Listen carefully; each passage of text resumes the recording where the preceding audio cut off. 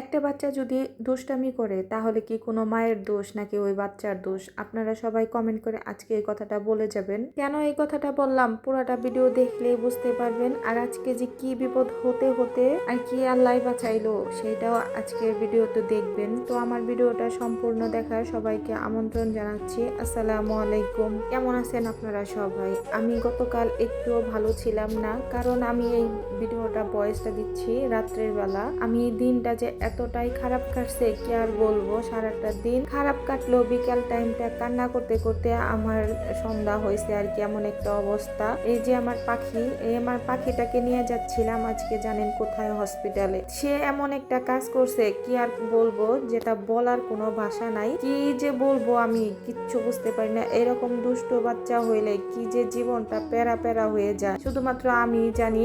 একমাত্র যারা একলা ঘরে বাচ্চা কাচ্চা পালেন আর বাবারা যারা কাজের বেশি, মায়েদের একাই দেখতে হয়। যারা বাচ্চা কাচ্চা পালেন ঠিক আছে ঘরের ভিতরে, কিন্তু হাজবেন্ডরা অনেক সাহায্য করে, ঘরের ভিতরেই থাকে, কোনো ফোন দিলে দৌড়ে চলে আসে, এমন একটা পরিস্থিতি থাকলে তারপরেও চলে। আর যে মায়েরা শুধুমাত্র একলাই বাচ্চাগুলা পালে, স্বামীদের একদমই কাছে পায় না, কোনো বিপদ আপদ হলেও কাছে পায় না, সে মায়েরা একমাত্র বুঝতে পারে বাচ্চাদের, বিশেষ করে দুষ্টু বাচ্চাদের কি করে যে পালতে হয় একমাত্র আল্লাহ ছাড়া আর কেউ জানে না। এখন অনেকেই বলতে পারেন এত কথা বলতেছেন, মেন কথাই তো বললেন না। এই যে আমার আম্মা জান, তারে নিয়ে আমি এখন বসে বসে কান্না করতেছিলাম, কারণ এই মুহূর্তটা আমি একেবারে একাই ছিলাম, কেউ ছিল না। এই মুহূর্তটার মধ্যে যে কেমন লাগতেছিল কাউকে বুঝাতে পারবো না। আর আমার মেয়েটা যে এমন একটা কাজ করছে, সে জানেন কি করছে। এই যে তার এই অবস্থা আজকে, মুখ চোখ দেখে হয়তো অনেকেই বুঝতে পারতেছেন হ্যাঁ অসুখ হয়েছে কোনো একটা মনে হয়, কিন্তু না, তার কোনো অসুখ হয় নাই। সে নিজের ইচ্ছা এই কাজটা করছে।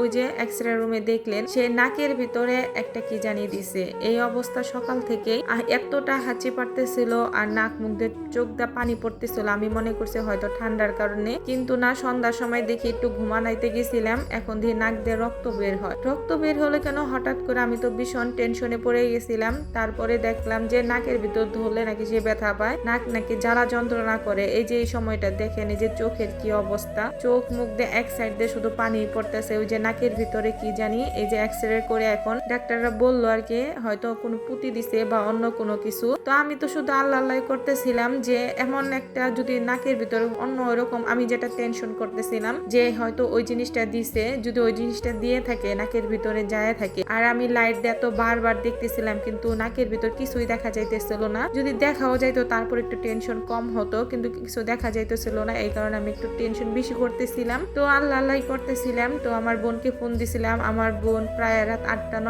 8টা হবে মনে হয়। তো ওই রকম টাইমে আমাদের বাসা থেকে আমার বাবার বাড়ি তো উল্টা পাশে, তো আমার বাসা তো আবার টাউনের দিক দিয়ে। তো ওই ফোন দিছি, ফোন দেওয়ার সাথে সাথে আমার বোন চলে আসছিল সাড়ে 8টা বাজে রাত্রের বেলায়। তো আমার বোনকে দেখে তাও একটু সাহস পাইছি। তারপর তার বাবা আসছে, অনেকক্ষণ ফোন দেওয়ার পরে সে আমাকে ফোন দিছে। আমি রাগ করে ফোনটা ধরি নেই, কারণ কোনো কিছু বিপদ হয় তারে ফোন দিয়ে সে ফোনই ধরে না। তো আমাকে সবকিছু করতে হয়, দেখতে হয়। তারপরে এই যে তার বাবা আসছিল, তার ভাই আসছিল আর আমার বোন আসছিল, সবাই চলে আসছে। আর এই যে আমার আম্মা জানের এই অবস্থা, এখন শুয়ে রয়েছে। তারপর এই যে খালারে দেখে, বাপেরে দেখে যে চঞ্চলতা তার শুরু হইলো, একটু পরে লাফালাফি। এদিকে তো আমরা ভীষণ টেনশনে আছি, ওই নাকেরটা যদি বের না হয় তাহলে কি হবে, আমরা টেনশন করলে কি হবে।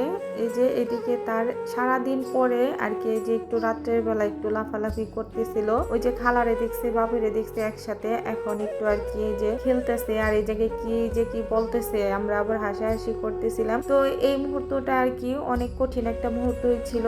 এইখানে ডাক্তারের জন্য আমরা ওয়েট করতেছিলাম সবাই। আর আজকে ডাক্তার এতটাই লেট করে আসছে কি আর বলবো, যা বলার কোনো ভাষা নাই। ওই যে বলে না, বিপদ আপদ দেখলে আর মনে হয় রাস্তা ফুরায় না, সেই রকম বিপদ হইলে আর রাস্তাও ফুরায় না, আর সময়ও যায় না। এইখানে আমরা প্রায় 1-1.5 ঘন্টা 2 ঘন্টার মতো অপেক্ষা করছি। তারপরে অবশেষে ডাক্তার আসছে, ডাক্তারের কাছে যাব।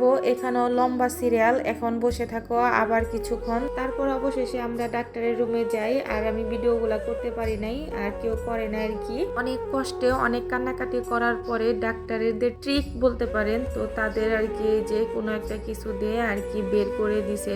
অবশেষে যে বের হয়েছে ওই জিনিসটা, এটাই তো আলহামদুলিল্লাহ। আর আমি যা চিন্তা করছিলাম ঠিক তাই। আমি চিন্তা করছিলাম এটা ওই যে ব্যাটারি হবে, এটা হচ্ছে হাত ঘড়ি যে থাকে না, ওই হাত ঘড়ির ব্যাটারি। এটা নিয়ে আমি খেলতে দেখছিলাম, ওইটাই যে নাকের ভিতর দিছে, কিন্তু ওই সময় বুঝতে পারি নাই।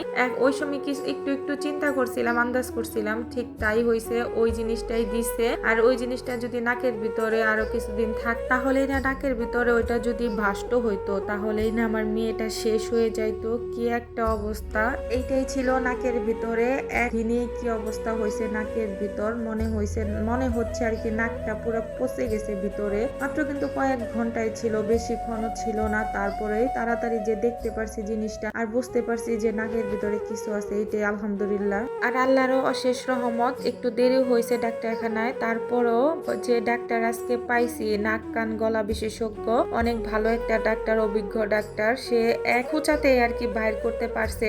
নতুন ডাক্তার থাকলে হয়তো এত ভিতরের নাকের জিনিসটা বাইর করতে পারতো না। এই যে বাসায় নিয়ে আসছে, এই যে চোখ এখন মুখ ঠিক হয়ে গেছে, কিন্তু তারপরেও নাক থেকে রক্ত বের হচ্ছে। ডাক্তারে বলছে যে রক্ত বের হতে পারে, কারণ ওইটা তো ব্যাটারি, নাকের ভিতরে হয়তো কোনো একটা কিছু হইতে পারে আর কি, এমন কোনো কিছু। তারপরে বলে দিছে টেনশন করেন না, ঠিক হয়ে যাবে, ওষুধ খাওয়া। এই যে সবাই দোয়া করবেন আমার আম্মা জানের জন্য, আল্লাহ তাআলা তাকে যেন জ্ঞান বুদ্ধি দেয় একটু। এইটা যে কি করে নাকের ভিতরে দিল, আমি কিন্তু সারাক্ষণ তাকে চোখে চোখে দেখে দেখেই রাখি। আমার ঘরের ভিতর শুধু কাজই তাকে চোখে চোখে দেখে দেখে রাখা। তারপরে কেমনি কি করলো বুঝতে পারলাম না। এই ভিডিওটা দিয়ে আর একদমই ইচ্ছা ছিল না, তারপরেও দিলাম। চিন্তা করলাম সবার ঘরে তো ছোট ছোট বাচ্চা আছে, আমার ভিডিওটা দেখে সবাই একটু সতর্ক হয়ে যাবে আর সবাই সবার বাচ্চাকে দেখাশোনা করে রাখবেন, কারণ প্রতিটা বাচ্চাই প্রতিটা বাবা মায়ের অমূল্য রতন, অমূল্য সম্পদ। আজকের মতো এখানে বিদায় নিয়ে নিচ্ছি, দোয়া করবেন সবাই। আসসালামু আলাইকুম, আল্লাহ হাফেজ।